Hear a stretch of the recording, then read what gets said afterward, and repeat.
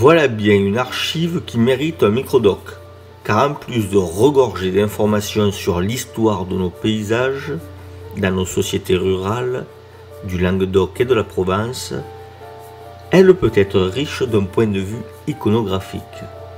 Le compois, c'est l'ancêtre du cadastre. Les plus anciens concernant les villages remontent au XIVe siècle et sont donc contemporains de l'établissement de l'impôt royal.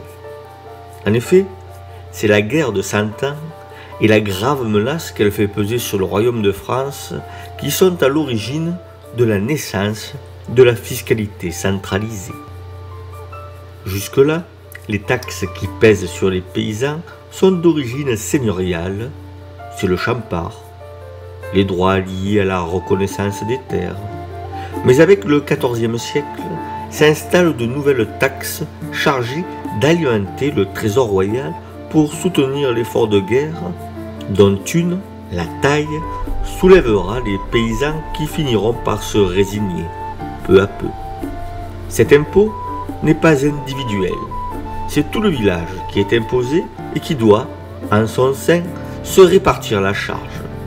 Pour ce faire, on a choisi d'établir la péréquation fiscale relativement à la taille et à la richesse des exploitations, les plus riches payant plus que les autres.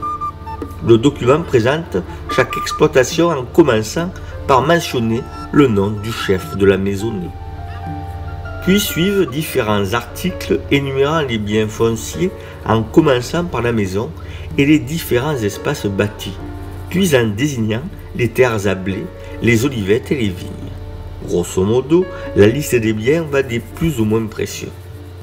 Voici quelques-unes des illustrations que j'ai pu rencontrer dans les rares compois qui en comprennent.